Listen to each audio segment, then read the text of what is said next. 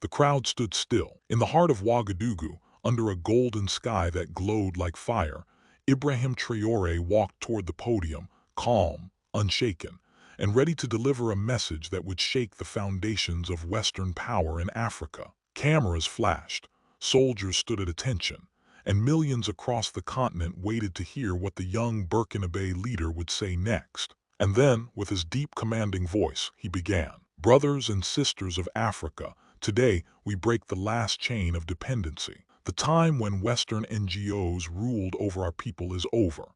Africa will no longer be a field for manipulation disguised as compassion. The crowd erupted. It wasn't just applause, it was liberation in sound. People waved flags, children shouted his name, and old men cried tears of joy. For decades, the name NGO had carried both hope and humiliation. Hope, because they arrived promising development. Humiliation, because they made Africans feel small in their own homes. Traoré's words weren't just political, they were spiritual. They struck deep into the buried memories of generations who had seen aid trucks come and go, but never seen true change. In his early military career, Traoré had seen these organizations firsthand: the endless workshops, the photo ops, the so-called training session that seemed to teach everything except self-reliance. He had watched as villages received foreign food supplies while their own farmers were ignored, as youth learned Western slogans but forgot African values. He used to ask himself, how can a continent so rich in resources always be waiting for help? Now standing before his people, he had the answer. Because we were taught to believe that without them, we are nothing. Today, I tell you, without us, they are nothing. That single sentence hit like thunder. Across the region, radios crackled with his speech. In marketplaces and cafes, people leaned closer to listen. Some cheered, others whispered, was this really happening? Yes, it was. Just hours before the address, Traoré had signed a sweeping decree that expelled more than 60 Western NGOs from Burkina Faso. Their licenses were revoked, their bank accounts frozen, and their access to strategic regions immediately cut off. The justification: interference in national affairs and covert activities incompatible with humanitarian work. Inside the presidential compound, aide said the decision was months in the making. Intelligence reports had shown that several organizations were secretly sharing information with foreign embassies. Others were manipulating local communities under the guise of peace building. But what triggered Traoré's final move was an intercepted document. A report sent from a European capital recommending that Western donors apply pressure through NGO channels to influence political outcomes. That, for Traoré, was the last straw. He summoned his ministers and said simply, if they use NGOs as weapons, then we must treat them as invaders. When the news broke, the Western world went into panic. Statements poured in from Washington, Paris, and Brussels condemning the move. Major media outlets called it a step toward authoritarianism. But in Burkina Faso, it was celebrated as a step toward dignity. At the central market of Bobo Dioulasso, a woman selling yams was asked by a journalist what she thought. She laughed and said, when they give us aid, they take pictures.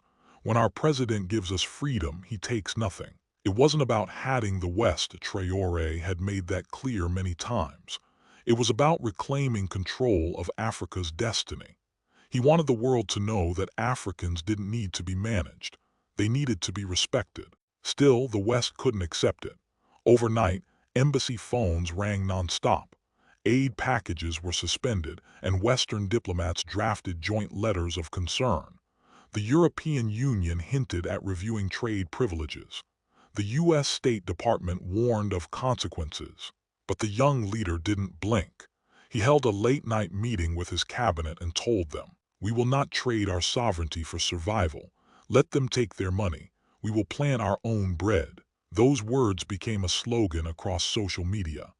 We will plant our own bread trended across West Africa for days. It wasn't just about food. It was about pride. What few in the West understood was that Traoré had already prepared for the storm. His government had quietly partnered with local cooperatives, farmers, and regional allies to take over every project previously run by foreign NGOs. Within weeks, schools once funded by Western charities were now operating under Burkinabe management. Local teachers were paid directly, not through foreign intermediaries. One teacher described the feeling. Before, we waited months for foreign funds. Now we walk to the local office and our money is there. It feels like we finally own our work. At the same time, a new initiative was announced. The Burkinabe People's Fund, an independent national organization that would pool domestic resources and contributions from African allies to finance social programs. The idea was bold, to prove that Africans could sustain themselves without foreign oversight. The fund was greeted with excitement across the Sahel. Youth volunteers signed up in thousands. Business owners pledged contributions. Even small farmers offered portions of their harvest to support the cause. And through it all, Traoré's voice remained calm, unshaken, resolute. He told the nation on television, "Let them call us rebels. Let them call us radicals. But when the history of Africa is written, they will call us free." Western analysts couldn't believe it. How could a leader of a small, landlocked nation defy the most powerful aid network on the planet? But Traoré understood something they didn't. Control isn't always taken by force. Sometimes it's hidden in kindness. And if you want to liberate your people, you must first liberate their minds. In the following days, Western media began running stories about the humanitarian crisis in Burkina Faso. But independent journalists who visited the country found no such collapse. Markets were open, schools were running, farmers were producing. The narrative didn't match reality. Instead, something new was visible, a quiet confidence, a sense of ownership. A young Burkinabe student told a reporter, "For the first time, I feel that my country decides for itself. Even if we fail, at least it will be our failure, not theirs." Traoré knew that words alone wouldn't sustain this movement. He needed to prove that Africa could fill the gap left by the West with African solutions. Plans were already underway for new partnerships with African-based organizations from Mali, Niger, and even Rwanda. Together, they would launch a network of sovereign aid programs funded by Africans for Africans.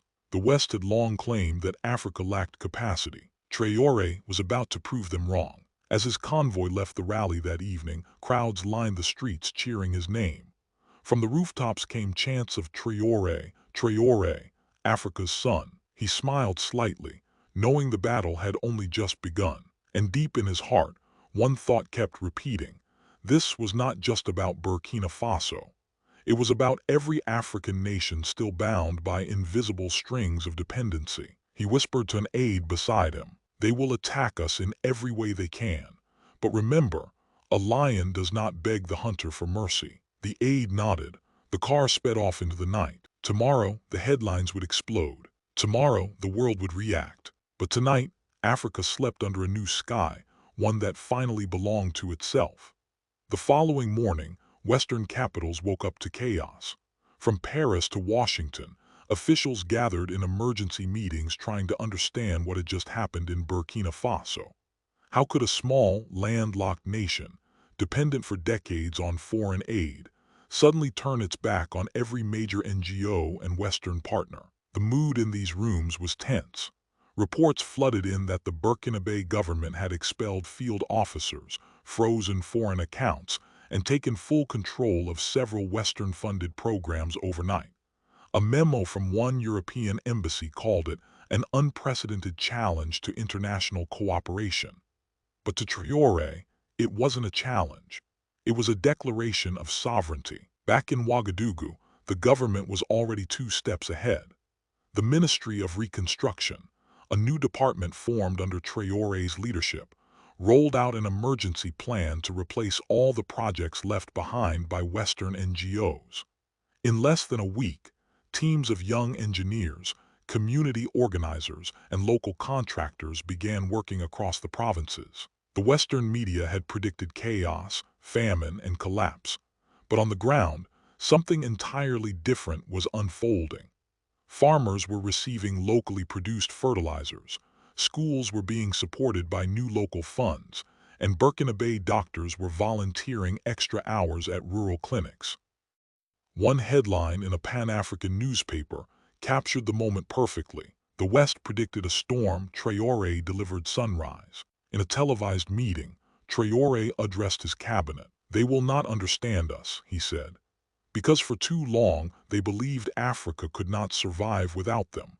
But our survival does not depend on their pity, it depends on our unity." His ministers nodded in agreement, but they knew this defiance came with a price. Sanctions were already being discussed in Western circles. A leaked report from Brussels revealed that the European Union was considering suspending development funds worth nearly $500 million. When his advisors informed Traoré, he leaned back in his chair and smiled. "They think we fear numbers, but our people are worth more than their billions." His confidence wasn't blind optimism, it was strategy. Behind closed doors, Burkina Faso had already begun negotiating new partnerships with non-Western allies. Delegations from Russia, China, and even Turkey had visited Ouagadougou in the last 2 months. These meetings were discreet, but their outcomes were transformative. Russia offered agricultural machinery and energy assistance. China proposed building a new fiber-optic network linking Burkina Faso to regional markets. Turkey promised to help modernize the country's transport system. And in return, Traoré didn't ask for aid, he asked for trade. "We don't need donations," he told them. "We need fair deals." The young leader's vision was simple but radical. Every partnership must benefit the people, not the politicians. His government created a new law that required all foreign companies to reinvest at least 40% of their profits into local communities. It was a revolutionary move, and it sent shockwaves through corporate circles in Europe. Suddenly, Western investors realized that Burkina Faso was rewriting the rulebook. Meanwhile, in African capitals like Bamako, Niamey, and Conakry, leaders were watching closely. Traoré's defiance was inspiring. Meetings between Sahelian countries started to include a new phrase, the Burkina model. In Mali, a young activist went viral for saying, "Before they said we needed the West to develop. Now they say we need to be like Burkina Faso." And just like that, the wave began to spread. But Traoré knew that the West wouldn't stand idle. A week after the NGO expulsion, the U.S. State Department released a statement accusing his government of undermining humanitarian work. The French Foreign Ministry went further, warning of a dangerous drift toward isolation. Traoré responded publicly, "Isolation? We are surrounded by our people. How can a man be isolated in his own home?" His words were replayed across African television networks, echoing like fire. The message was clear. Africa would no longer bow to guilt disguised as diplomacy. Still, Western pressure intensified. Financial institutions began delaying international transfers to Burkina Faso. Certain aid agencies blocked ongoing payments. And the media campaign escalated. Documentaries, opinion pieces, and interviews all painting Traoré as a reckless populist. But on the streets of Ouagadougou, murals of the young president began to appear on walls, painted by students and artists. Under each portrait, one phrase was written, "Dignité avant l'or," dignity before gold. People were not angry at the sanctions. They were proud to bear them. For the first time, they felt the pain of independence, and they welcomed it. In one village outside Koudougou, a farmer named Issa told a visiting journalist, "We used to eat rice donated from abroad. Now we eat the millet we grow. It's harder work, but it tastes like freedom." Back in the capital, Traoré's government launched a series of national workshops under the campaign Hands for the Homeland. The goal was to replace foreign dependence with domestic initiative. Artists, engineers, farmers, and entrepreneurs all gathered to design projects for the nation's future, not funded by outsiders, but by their own creativity. During one of these workshops, Traoré made a surprise visit. He stood among the youth and said, "Do not wait for someone to save you. The savior you seek is in the mirror." Applause broke out.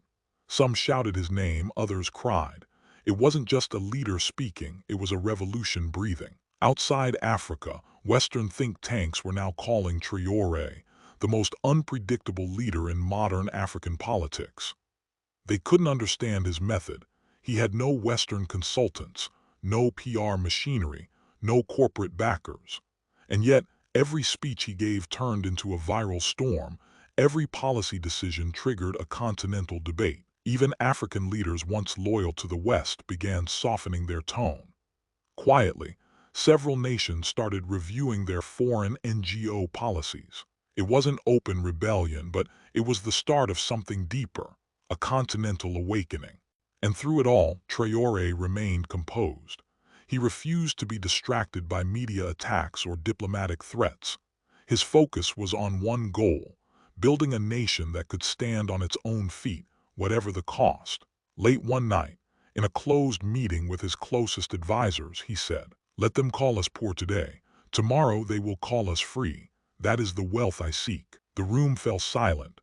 Those words weren't just a statement, they were a prophecy. The next day, the Western embassies in Ouagadougou jointly requested an urgent audience with Traoré.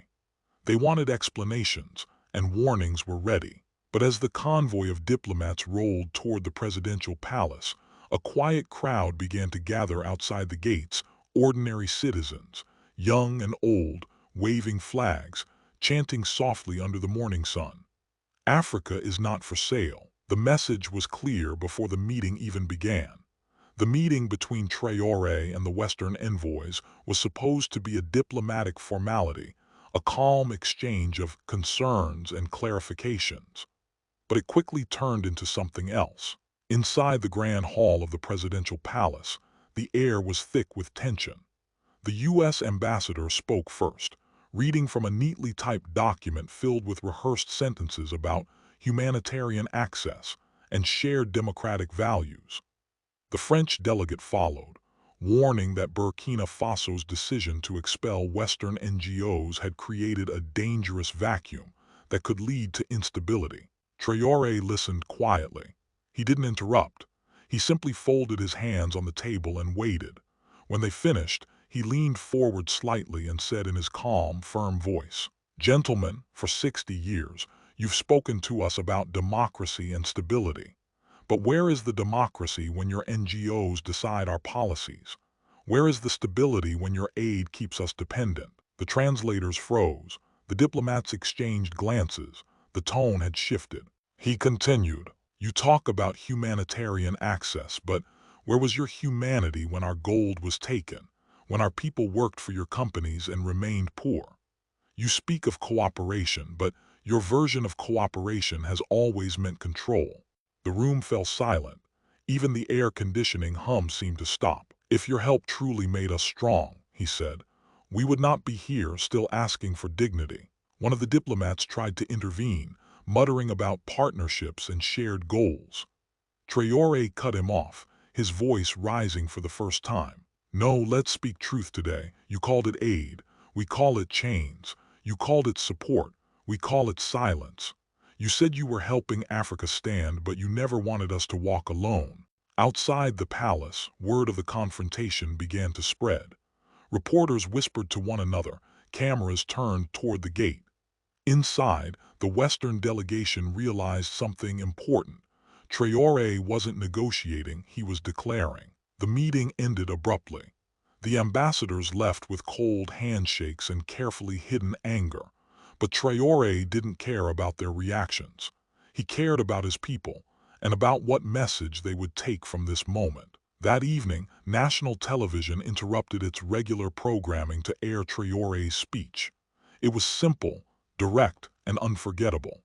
"My brothers and sisters of Burkina Faso, today we have told the world that our dignity is not for sale. We have told them that our destiny will no longer be written in foreign offices. From this day forward, no organization, no foundation, no foreign hand will decide what is best for us. Only the people of Burkina Faso will." Crowds erupted across the nation. In the streets of Ouagadougou, young men and women waved flags, honked car horns, and sang patriotic songs. For many, It felt like independence had just been declared for the second time. Western media, however, went into overdrive. Headlines called him defiant, dangerous, and even delusional. Opinion pieces compared him to historical figures, some flattering, others not. But inside Africa, the narrative was completely different. Social media lit up with admiration. Hashtags like Africa4Africans and Traoré the Lion began trending. Across Mali, Niger, Guinea, and Senegal, people were sharing clips of his speech, calling it the voice of our generation. Meanwhile, African economists began to see something remarkable. Despite Western aid being frozen, Burkina Faso's local economy hadn't collapsed. Instead, it began adapting fast. Farmers formed cooperatives to replace foreign-funded projects. Engineers designed low-cost irrigation systems from local materials. Artisans started exporting handmade goods through Pan-African online markets. It was as if removing the foreign influence had unlocked a long-suppressed energy within the people. In an interview with a local journalist, a university professor summed it up best. The West thought they were the oxygen, but Traoré just showed us we can breathe on our own. Still, Traoré knew victory wouldn't come easy. The financial blockade tightened. Western companies began pulling out of contracts, insurance firms froze coverage, and certain regional banks, under pressure, restricted access to international payment systems. But Traoré had prepared for this. Behind the scenes, he was quietly working with economic experts from across Africa to launch a new financial model, one that relied on African resources, African trade routes, and African currencies. One of his closest advisors described the plan. It's not about cutting ties. It's about changing direction. Instead of begging for dollars, we will build value from what we already have: gold, cotton, land, and the power of our people. That vision began to take shape in early meetings with neighboring governments. Leaders from Mali, Niger, and Guinea agreed to form a shared committee for economic self-reliance. They called it l'Alliance du Renouveau Africain, the Alliance for African Renewal. The announcement sent shockwaves through Western diplomatic circles. Suddenly, it wasn't just Burkina Faso standing up. It was an entire bloc of nations rejecting decades of dependency. At a summit in Bamako, Traoré spoke again before the crowd of regional ministers.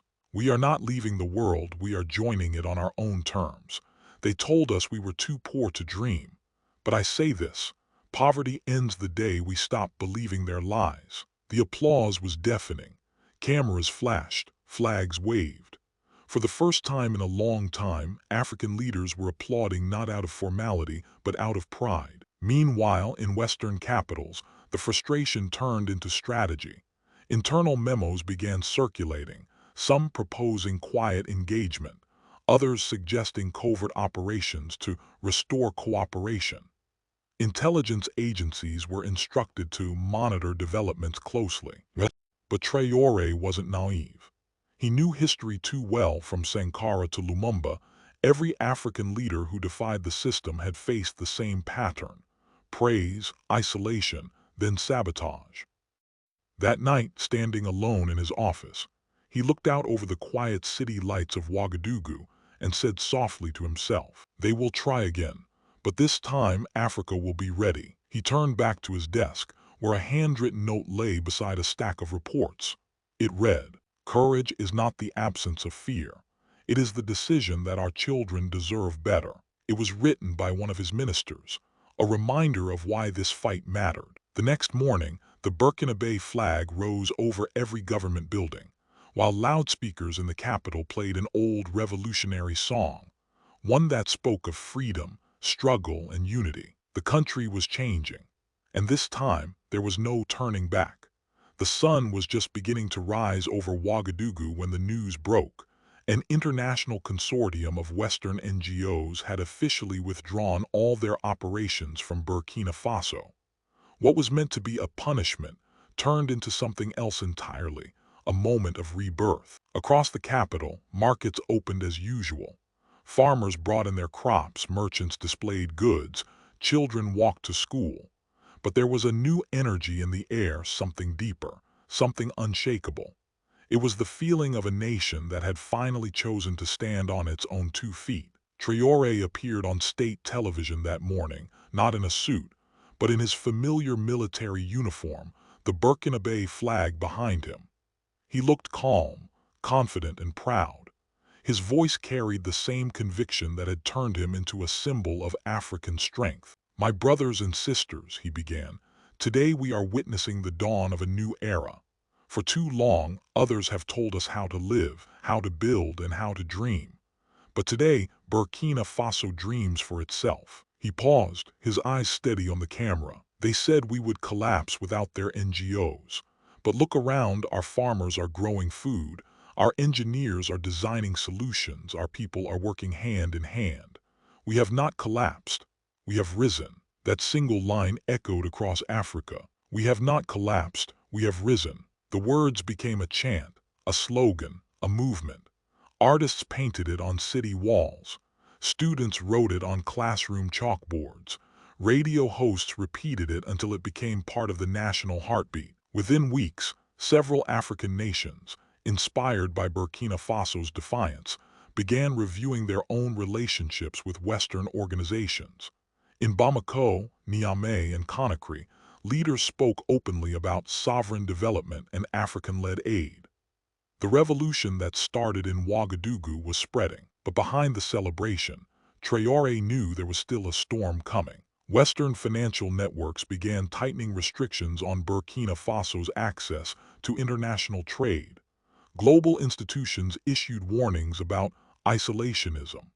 News outlets ran headlines like "Burkina Faso risks economic collapse." Yet on the ground, something unexpected happened. African investors stepped in. Businessmen from Nigeria, Kenya, and South Africa began funding local projects, mining, agriculture, and digital startups. Russia and China offered infrastructure support. Even smaller nations like Uganda and Tanzania reached out to collaborate on education and health. Burkina Faso was no longer a small, landlocked country. It was the beating heart of a new African confidence. In one of his most iconic speeches that year, Traoré stood before a massive crowd in the city square. Tens of thousands of people waved the national flag, chanting his name. But instead of basking in their praise, he spoke with humility. "Do not cheer for me. Cheer for yourselves, for your courage, your strength, your faith. I am just one man. But together, we are a nation reborn." He looked out at the crowd, men, women, children, elders, all united under the same dream. "They told us we needed permission to be great. We no longer ask for permission. We build, we rise, and we lead." The applause lasted for several minutes. Some cried. Others stood in silence, overwhelmed by pride. International journalists covering the event wrote that it felt less like a political rally and more like a spiritual awakening. For the first time, Africa was not reacting to the world was reacting to Africa. Meanwhile, in the corridors of Western power, the panic grew. A confidential report leaked from a European policy center warned that Burkina Faso's model of independent governance could spread across the continent, threatening Western influence. Another U.S. think tank called it a geopolitical earthquake. But in Burkina Faso, Traoré didn't read those reports. He was busy visiting rural communities, schools, and farmlands. He spoke to villagers, asked about their needs, and told them, "The government is not above you, it is with you." Children followed his motorcade, waving small flags. Farmers offered him gifts of millet and fruits, symbols of gratitude. In one powerful scene, an elderly man approached him and said, "My son, we have been waiting for this day since our fathers were young. Don't stop now." Traoré smiled and replied, "I won't stop, and neither should you." That moment became a viral clip across Africa, simple, emotional, and raw. It reminded everyone that this wasn't about politics, it was about dignity. Months later, the economy of Burkina Faso began to stabilize in surprising ways. Local production rose, small industries flourished, and for the first time in decades, unemployment began to drop.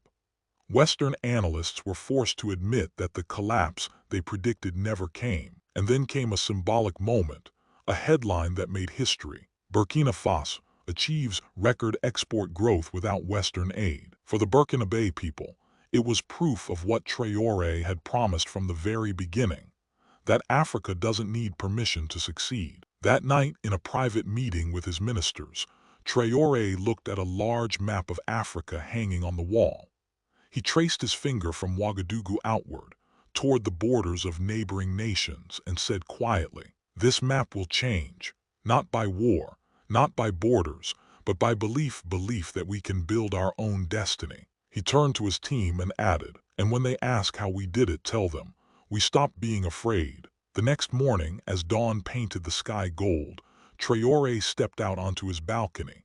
Below, the streets were alive with the rhythm of a nation reborn.